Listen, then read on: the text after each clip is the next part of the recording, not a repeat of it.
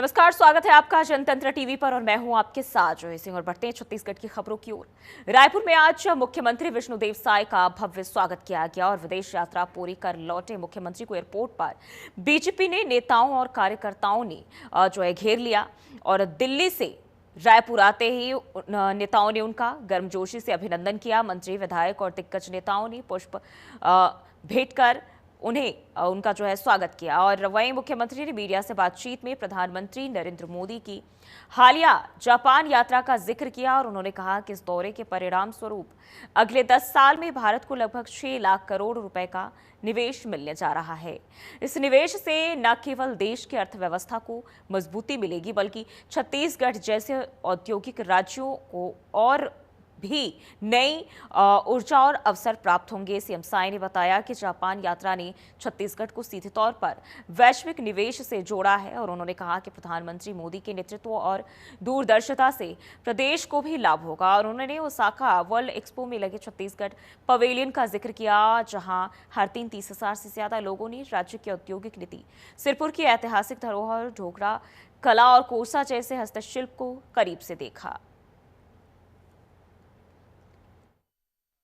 Japan और south Korea के 8 दिवसीय सफल विदेश यात्रा के बाद आज छत्तीसगढ़ वापसी हुई है और एयरपोर्ट में आज हमारे माननीय यशस्वी अध्यक्ष जी श्री किरण देव जी, हमारे मंत्रिमंडल के सभी मंत्रीगण, सांसदगण, विधायकगण, हमारे संगठन के सभी वरिष्ठ जन, निगम मंडल के अध्यक्षगण और रायपुर जिला और रायपुर ग्रामीण जिला और प्रदेश भर के देवतुल्य कार्यकर्ता यहाँ पर अभूतपूर्व स्वागत किए हैं।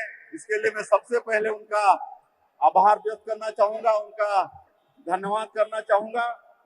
और ये जो 22 अगस्त से 29 अगस्त तक जापान और दक्षिण कोरिया की 8 दिनों की यात्रा थी, ये बहुत ही यात्रा सफल रही। इसमें टोक्यो, ओसाका और सोल, जिसको सियोल भी कहते हैं, दक्षिण अफ्रीका के अंतर्गत है, तो इन शहरों में जाने का अवसर और सौभाग्य है कि। और इसी खबर पर ज्यादा जानकारी के साथ तजीन नाज हमारी संवाददाता हमारे साथ जुड़ चुके हैं। तजीन, देखिए, मुख्यमंत्री विदेश दौरे पर थे और कहीं ना कहीं जो उम्मीदें थी कि प्रदेश के लोगों के लिए कई सारी सौगात लेकर आएंगे और काफी हद तक ऐसा ही हुआ है। और साथ ही साथ निवेश को लेकर भी इस दौरान कई सारी चीजें मुख्यमंत्री ने स्पष्ट किया है। क्या जानकारी? बिल्कुल जूही, आप बता दें कि छत्तीसगढ़ के मुख्यमंत्री विष्णुदेव साय जो है आज 10 दिवसीय विदेश दौरे से लौट आए हैं। और आपको बता दें 31 अगस्त से लेकर 30 अगस्त तक ये उनका दौरा था। कहीं ना कहीं आज जब वो एयरपोर्ट पहुंचे, रायपुर एयरपोर्ट, तो बीजेपी कार्यकर्ताओं ने उनका काफी भव्य स्वागत किया। ढोल नगाड़े और पूरी पारंपरिक नृत्य संगीत के साथ जो है एक आप कह सकते हो कि ग्रैंड वेलकम जो है वो सीएम साय का किया गया। और इसके अलावा बाइक रैली जो है वो भी भाजपा के जो कार्यकर्ताओं ने बाइक रैली भी निकाली। और सीएम साय ने जो है एयरपोर्ट से ही जो है मीडिया से चर्चा करते हुए बताया कि किस तरीके से छत्तीसगढ़ जो है अब नई पहचान बना रहा है, चाहे वो उद्योग और रोजगार के लिए बड़े बड़े जो मौके आने वाले हैं, उससे जनता का भरोसा भी जो है कहीं ना कहीं वो बन रहा है। और सीएम साय ने ये भी कहा है कि जनता जिस तरीके से भरोसा जता रही है, तो यही जो है सरकार की सबसे बड़ी ताकत है। इसके अलावा अगर हम बात करें, सीएम साय ने ये भी कहा है कि प्रधानमंत्री नरेंद्र मोदी जो है उनकी पहल पर ही अगले 10 सालों में करीब 6 लाख करोड़ रुपए का जो निवेश है वो भारत में आएगा, जिसका बड़ा हिस्सा जो है वो छत्तीसगढ़ में भी लगेगा। और इस निवेश से हजारों युवाओं को जो है रोजगार मिलेगा। आईटी, सेमीकंडक्टर, फार्मा, लॉजिस्टिक्स जैसे बड़ी बड़ी जो कंपनियां हैं उनसे सीएम साय की बातचीत हुई है। छत्तीसगढ़ की नई औद्योगिक नीति जो है और बौद्ध की जो धरोहर है उसको विदेशों में जाकर अच्छी प्रतिक्रिया कहीं ना कहीं मिलती है। और जो कई ऐसी कंपनियां हैं जो निवेश के लिए MOU भी जो है साइन किए गए हैं। और छत्तीसगढ़ जो है अब उद्योग और रोजगार के लिए जो बड़े मौके हैं वो कहीं ना कहीं आने वाले हैं। बिल्कुल तस्नीम, देखिए हम देख पा रहे हैं जिस तरीके से जब वो विदेश दौरे से लौटे तो जो तस्वीरें सामने आई, कहीं ना कहीं उसमें जो कार्यकर्ता है उनके साथ साथ जो भीड़ है वो काफी कुछ बयां कर रही है और खुशी जो है उनकी साफ दिख रही है। और शायद यही वजह है कि उनकी छवि हालिया रिपोर्ट में भी एक लोकप्रिय नेता के रूप में सामने आई। लेकिन जब अब निवेश की बात होती है, रोजगार की बात होती है, युवाओं के बीच क्या कुछ इस वक्त उत्साह? बिल्कुल, देखिए आपको बता दें कि जिस तरीके से देखा गया था कि रिपोर्ट में सीएम साइज जो है वो लोकप्रियता के मामले में दूसरे नंबर पर आए हुए हैं। फिर जिस तरीके से अभी सीएम साइज है 10 दिवसीय दौरे से लौटे हैं, इसके पहले भी जो है कई ऐसे स्टेट में जाकर जो है इन्वेस्टर्स कनेक्ट मीटिंग में जो है वो शामिल हो चुके हैं। रोजगार को लेकर इस तरीके से अभी साइज सरकार को 2 साल होने वाले हैं और इस 2 साल में जिस तरीके से काम किया गया है, हमने देखा है कि इस बार जो बजट पेश हुआ था वो बजट जो है अब तक का सबसे बड़ा बजट था, जिसमें कि जो रोजगार के लिए खासकर युवाओं के लिए जो उस पर रोजगार के लिए कहीं ना कहीं काफी उस बजट में चीजें देखने को मिली थी। और युवाओं की अगर बात करें तो यहाँ पर अभी डेवलप की अगर ग्राउंड रिपोर्ट की बात करें तो अभी डेवलप होने में चीजों को समय लगेगा, क्योंकि जिस तरीके से लोकार्पण शिलान्यास जो किए जा रहे हैं, लेकिन अभी उसको बनने में समय लग सकता है। लेकिन आने वाले फ्यूचर को देखते हुए छत्तीसगढ़ की जो नई औद्योगिक नीति है उसके तहत कहीं ना कहीं अब जो आईटी हब जो है वो यहाँ पर खुलने वाले हैं। तो जिस तरीके से लगातार जब इन्वेस्ट यहाँ पर किए जाएंगे और तो आने वाले समय में युवाओं के लिए कहीं ना कहीं काफी अच्छा मौका रहेगा कि वो बाहर ना जाके छत्तीसगढ़ में ही जो है उन्हें रोजगार मिले। और इसको लेकर जो है लगातार सरकार जो है वो काम करने की दिशा में नजर आ रही है। और कहीं ना कहीं सरकार का ये भी कहना है कि केंद्र सरकार की तरफ से और राज्य सरकार से दोनों भी मिलकर जो है जिस तरीके से कहा जा रहा है कि डबल इंजन की सरकार है, तो बिल्कुल उसी क्रम पर जो है आज काम किया जा रहा है। जी चलिए, बहुत बहुत शुक्रिया आपका तमाम जानकारी के लिए। और छत्तीसगढ़ कांग्रेस के पीसीसी चीफ दीपक बैज दंतेवाड़ा पहुंचे, जहां उन्होंने बाढ़ पीड़ितों से मुलाकात की और उनका हालचाल जाना। दीपक बैज ने बीजेपी सरकार पर करारा हमला बोला। उन्होंने कहा कि अधिकारी ना तो डोर टू डोर पहुंच रहे हैं और ना ही ग्रामीणों की समस्याएं सुन रहे हैं, और ऐसे में राहत सामग्री, पुनर्वास और योजनाएं कैसे बनेंगी, ये समझ से परे है। उन्होंने ग्रामीणों की नाराजगी और सरकार की उदासीनता को लेकर भी सवाल खड़े किए। आज दंतेवाड़ा के उस बाढ़ प्रभावित क्षेत्र में है जहां शासन प्रशासन जितना मदद करना चाहिए उतना नहीं कर पाए। एक जगह हम लोग चूड़ी टिकरा जाके अभी तक खाना उनको नहीं मिल पाया है, और वहां राशन दिया है। गुरुवार को राशन आज भी जैसा का वैसे ही रखा हुआ है। वो इसलिए रखा हुआ है क्योंकि उनके घर पूरे के पूरे पानी में डूब चुका था। एक घर भी नहीं बचा वहाँ पे, करीबन 30 से 40 घर बाकी घर है वहाँ। और साथ ही वहाँ पे ना खाना बनाने के लिए गैस बचा, ना बर्तन बचा, ना कोई कपड़ा बचा, ना कुछ भी चीज़, माचिस का तिल्ली तक नहीं है। लेकिन शासन और प्रशासन ले जाके वहाँ पे राशन रख दिए, राशन जहाँ का वहाँ आज भी है। ये गरीब परिवार से आते हैं जहाँ रोज रोजी रोटी कमा कर खाते हैं। और साथ ही इनके पास 1 रुपए पैसे नहीं है कि ये लोग अपना कपड़ा खरीद पाएं, अपना राशन खरीद पाएं, या फिर कहीं गैस का व्यवस्था कर लें, लकड़ी का व्यवस्था कर लें। तो ये स्थितियां दंतेवाड़ा जिला मुख्यालय और सबसे अमीर जिला है, जहां यहाँ पे माइंस का पैसा की कमी नहीं है, CSR की पैसा की कमी नहीं है, DMF के पैसे की कमी है, लेकिन सिर्फ 1 पैकेट चावल पे आज ये लोग मोहताज बनकर ये लोग खड़े हुए हैं। इसलिए मैं आपके माध्यम से इसलिए हम लोग चाह रहे हैं कि कम से कम शासन और प्रशासन को उक्त गरीब परिवार, जितने भी लगभग पीड़ित परिवार है दंतेवाड़ा जिले में, जो 4-5 बस्तियां हैं, उन बस्तियों को कम से कम राहत के रूप में 25 से 50 हजार रुपये, लगभग 50 हजार रुपये इन परिवारों को दे देना चाहिए। और बीजापुर से खबर है, जहां जिले में नक्सलियों ने एक और शिक्षा दूत की हत्या कर दी है। गंगालोर क्षेत्र के नेंद्रा में पदस्थ शिक्षा दूत कल्लू ताती को कल शाम को स्कूल से लौटने के दौरान नक्सलियों ने अपहरण कर लिया था और देर रात उसकी हत्या कर दी गई। कल्लू ताती तोड़का गांव का रहने वाला बताया जा रहा था और बंद पड़े स्कूलों को दोबारा शुरू किए जाने के बाद से अब तक नक्सली 9 शिक्षा दूतों की हत्या कर चुके हैं। बता दें कि बुधवार रात सुकमा जिले में भी एक शिक्षा दूत की नक्सलियों ने हत्या की थी। लगातार घटनाओं से दहशत का माहौल है।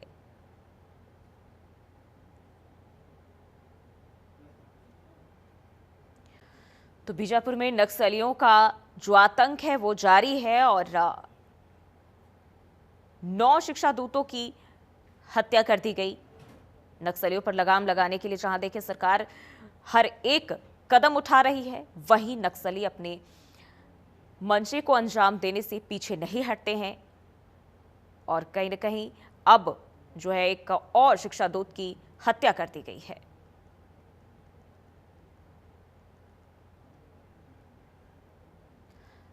तो आपको बताते चले बीजापुर से ये जानकारी, जहां जिले में नक्सलियों ने एक और शिक्षा दूत की हत्या कर दी है और बताया जा रहा है गंगालूर क्षेत्र के नेंद्रा में पदस्थ शिक्षा दूत कल्लू ताती को शाम को स्कूल से लौटने के दौरान इन नक्सलियों ने और देर रात उसकी हत्या कर दी। और इसी खबर पर ज्यादा जानकारी के साथ सुभाष रतनपाल हमारे संवाददाता हमारे साथ जुड़ चुके हैं। सुभाष, देखिए, नक्सलियों पर लगाम लगाने की बात जरूर सरकार करती है, लेकिन जो नक्सलियों की तरफ से जो अंजाम है वो बार बार दिए जा रहा है। एक और शिक्षा दूत की हत्या कर दी गई है। जी, एक और शिक्षा दूत की यहाँ पर जो ही हत्या कर दी है नक्सलियों ने, और मुखबिर बताकर जो नक्सली हत्या कर रहे हैं ग्रामीणों की और शिक्षा दूतों की, उसको सरकार उस बात से बहुत ज्यादा नाराज है। और आज पुलिस विभाग ने भी एक प्रेस विज्ञप्ति जारी करते हुए कहा है कि निर्दोष नागरिकों और युवा शिक्षा दूतों का पुलिस मुखबिर बताना महज माओवादियों का एक कायराना प्रयास है, जिसका उद्देश्य केवल स्थानीय जनता को डराना और अपने कैडरों का मनोबल बढ़ाना है, जो हाल के समय में लगातार झटकों के कारण पहले ही पूरी तरह चुका है। और माओवादियों को बस्तर रेंज पुलिस ने चेतावनी भी दी है कि वो इस कायराना करतूत का तत्काल प्रभाव से बंद करें, नहीं तो अंजाम भुगतने के लिए तैयार रहे। लेकिन देखिए, भले ही उन्हें तमाम वो चीजें सरकार की तरफ से कहा जा रहा है कि आप वापस आ जाइए, हम हर सुविधा आपको देने के लिए तैयार है, लेकिन ऐसे में कुछ लोग हैं जो वापस जा रहे हैं, लेकिन अभी भी बहुत सारे ऐसे लोग हैं जो अपनी उन्हीं मंशा पर अड़े हुए हैं, डटे हुए हैं। कैसे इनको जो है सरकार कंट्रोल करेगी, जो इस तरह के वारदात आए दिन अंजाम देते हैं? इस मार्फत बात होने पर बड़े अधिकारियों ने कहा है कि दिशा विहीन हो चुका है नक्सल, और जिस तरह से इनका इनकाउंटर किया जा रहा है लगातार, उससे बौखलाहट में आकर वो इस हरकत को अंजाम दे रहे हैं। और चूंकि सरकार ने जो है वो लोन वराटू के माध्यम से और अन्य के माध्यम से नक्सलियों से अपील भी की है कि वो नक्सलवाद छोड़कर मुख्य धारा में वापस लौटे और मिलने वाली सुविधाओं का लाभ उठाएं। सरकार हर प्रयास कर रही है कि नक्सली सरेंडर कर दे। और इनका सरकार का, जैसे कि गृह मंत्री अपने बस्तर दौरे पे आए थे, केंद्रीय गृह मंत्री अमित शाह, तो उन्होंने कहा था कि 31 मार्च 2026 तक नक्सल का समूल नष्ट करके बस्तर को नक्सल मुक्त कर देंगे। और जैसा पहले ही विदित है कि 180 जिलों से नक्सली अब 18 जिलों में ही सिमट कर रह गए हैं। ये शिक्षा दूतों की हत्या उनकी अलावा और कुछ भी नहीं है। ठीक है, बहुत बहुत शुक्रिया आपका जानकारी साझा करने के लिए। और वहीं रायपुर से एक और जानकारी, जहां स्वास्थ्य मंत्री श्याम बिहारी जायसवाल ने कई मुद्दों पर खुलकर बयान दिया। एनएचएम में अनुपस्थित रहने वाले संविदा कर्मचारियों पर बोलते हुए उन्होंने कहा, नो वर्क नो पे का आदेश सही है, लंबे समय तक काम नहीं करने पर वेतन नहीं मिलेगा। वहीं आरएसएस प्रमुख मोहन भागवत के बयान को लेकर भूपेश बघेल ने टिप्पणी की थी, जिस पर पलटवार करते हुए जायसवाल ने कहा कि कांग्रेस को हर हिंदू गुंडा दिखता है। उन्होंने कहा कि यह देश सनातन संस्कृति का है और यहाँ जन्म लेने वाला हर व्यक्ति मां भारती की संतान है। समानता परंपरा रहा है, जो संविदा कर्मचारी हैं और उनके जो जब वर्क नहीं करते हैं तो उनको पेमेंट नहीं मिलता है। तो चूंकि विभाग ने उनको समय भी दिया है वापसी के लिए, और चूंकि एक दिन 2 दिन रहता तो कोई बात नहीं, एक लंबा अंतराल हो जा रहा है, इसलिए विभाग ने नो वर्क नो पे का नोटिस दिया है। हमारे छत्तीसगढ़ के लिए बहुत ही खुशी का विषय है कि हमारे माननीय मुख्यमंत्री विदेश से कई प्रोजेक्ट को देख कर आ रहे हैं और कई ऐसे इन्वेस्टर से मुलाकात करके छत्तीसगढ़ में नए उद्योग और विकास की क्या संभावनाएं हो सकती हैं, उन सारे विषयों को समझ कर आ रहे हैं। जगदलपुर से खबर, जहां बस्तर जिले के प्रभारी सचिव डॉक्टर कमलप्रीत सिंह ने बाढ़ आपदा प्रबंधन को लेकर जिला कार्यालय के प्रेरणा सभा कक्ष में बैठक ली और बैठक में उन्होंने अधिकारियों को निर्देश देते हुए कहा कि बाढ़ प्रभावित परिवारों का सर्वेक्षण और क्षति का आकलन शीघ्र पूरा किया जाए और प्रभावितों को तत्काल आर्थिक सहायता राशि उपलब्ध कराई जाए। डॉक्टर सिंह ने स्पष्ट किया कि कोई भी परिवार राहत और सहायता से वंचित नहीं रहना चाहिए। उन्होंने पूर्ण मकान क्षति के मामलों में अगले 2 दिनों में आर्थिक सहायता देने के आदेश भी दिए। प्रभावितों को मकान निर्माण में सहयोग के लिए बांस बल्ली देने और फसल हानि का सर्वे तत्काल करने के निर्देश भी दिए। राहत शिविरों में भोजन राशन की अतिरिक्त उपलब्धता, स्वच्छ पेयजल और मेडिकल कैंप की व्यवस्था पर जोर दिया गया। सचिव ने कहा कि बाढ़ प्रभावित सड़कों और पुल पुलियों की मरम्मत तुरंत हो और राष्ट्रीय राजमार्ग से सभी जिलों का संपर्क बना रहे। विद्युत व्यवस्था की बहाली और पेयजल आपूर्ति पर भी निर्देश दिए गए और उन्होंने भविष्य के लिए बाढ़ प्रभावित क्षेत्रों का चिन्हांकन कर और अर्ली मॉनिटरिंग सिस्टम को सक्रिय करने की बात भी कही। वहीं बैठक में कमिश्नर टूमन सिंह और अन्य अधिकारी भी मौजूद रहे।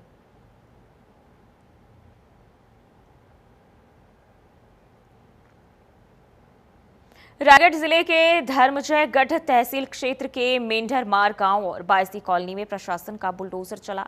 भारत माला प्रोजेक्ट के मुआवजे को हड़पने के लिए बनाए गए अवैध शेडों पर यह बड़ी कार्रवाई की गई और सुबह से ही एसडीएम प्रवीण कुमार भगत, तहसीलदार और भारी पुलिस बल की मौजूदगी में जेसीबी ने करीब 55 फॉर्मों पर बने शेड्स को ध्वस्त कर दिया। बता दें कि रायगढ़ कलेक्टर के संज्ञान में आने के बाद 13 अगस्त को नोटिस जारी हुआ था, जिसमें 28 अगस्त तक शेड हटाने की चेतावनी दी गई थी। चेतावनी की अनदेखी करने वालों पर प्रशासन ने सख्त कदम उठाया है।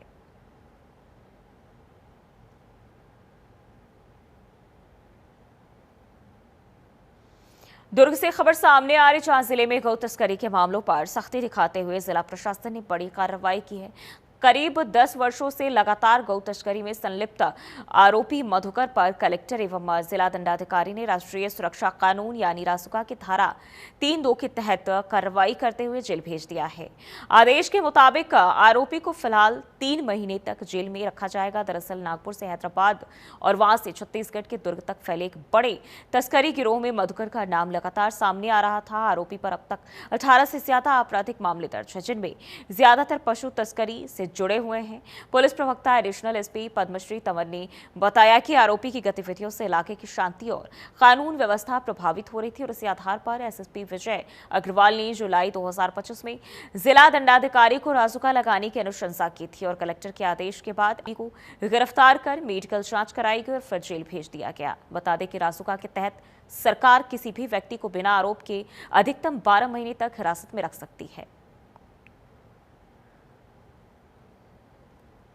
राष्ट्रीय सुरक्षा कानून के तहत एक आरोपी मधुकर उर्फ टेटे निवासी ग्राम पथर्रा को वर्तमान में भिलाई 3 जो वर्तमान में निवास कर रहा है, उसे गौ तस्करी के मामले में उसके ऊपर पूर्व से 18 प्रकरण दर्ज थे और उस पर राष्ट्रीय सुरक्षा अधिनियम की धारा 3(2) के तहत उसे 3 माह के लिए निवारक जो निरोध आदेश पारित किया गया है और उसी अनुक्रम में उसे जेल दाखिल किया गया।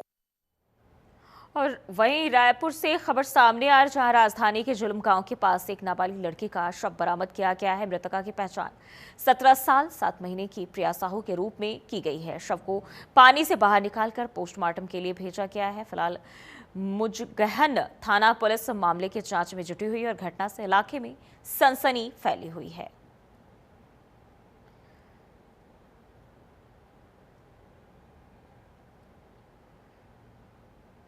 और वहीं मनेंद्रगढ़ से खबर सामने आ रही, जहां जिला मुख्यालय मनेंद्रगढ़ में पुतला दहन के दौरान एक विवाद खड़ा हो गया।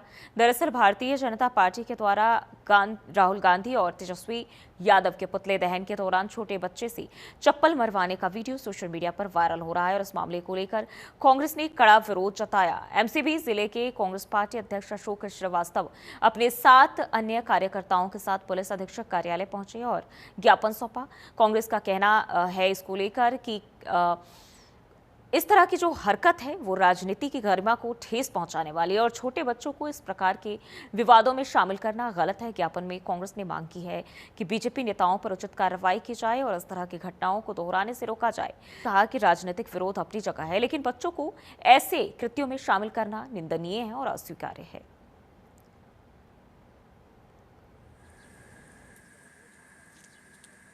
बिहार में एक घटना घटी थी।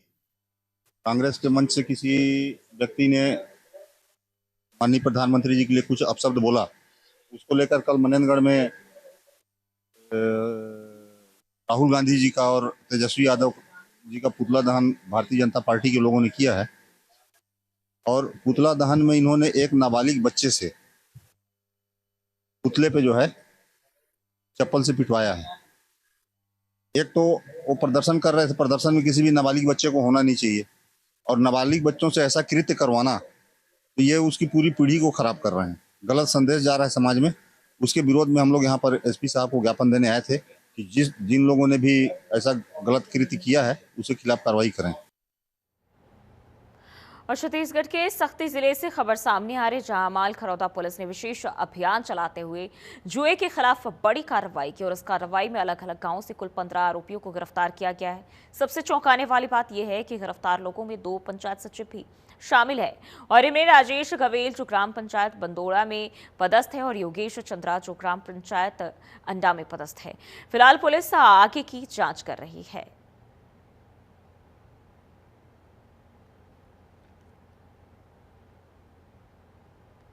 और सख्ती जिले से एक और जानकारी, जहां ग्राम पंचायत पीरता में नशा मुक्ति अभियान के तहत जागरूकता रैली निकाली गई। दरअसल गांव में महुआ शराब और नशे के सामान की खुलेआम बिक्री से किशोर और युवा तेजी से इसकी चपेट में आ रहे थे और इससे बच्चों का स्वास्थ्य, पढ़ाई और सामाजिक स्थिति पर बुरा असर पड़ रहा है। और इस गंभीर समस्या को देखते हुए पंचायत भवन में बैठक आयोजित की गई, जिसमें सरपंच, पंच, महिला समूह और ग्रामीण बड़ी संख्या में शामिल हुए। बैठक में अवैध शराब और गांजा बेचने वालों को तुरंत रोकने का निर्णय भी लिया गया और इसके बाद महिलाओं और युवाओं ने मिलकर नशा मुक्ति रैली निकाली। पंचायत भवन से शुरू हुई यह रैली गांव के प्रमुख मोहल्लों तक पहुंची और रैली के दौरान लोगों ने गांजा दारू बेचना बंद करो जैसे नारे भी लगाए और सभी को नशे से दूर रहने की अपील की। ग्रामीणों ने गांव को नशा मुक्त बनाने का संकल्प लिया।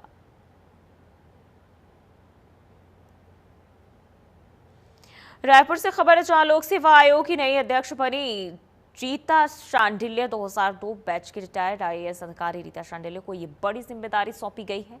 राजभवन से आदेश जारी होने के बाद उन्होंने पदभार संभाल लिया है। रीता शांडिल्य इससे पहले राजस्व और तकनीक शिक्षा विभाग में अहम जिम्मेदारियां निभा चुकी है। प्रशासनिक कार्यों में उनके लंबे अनुभव को देखते हुए उन्हें आयोग के अध्यक्ष बनाया गया है।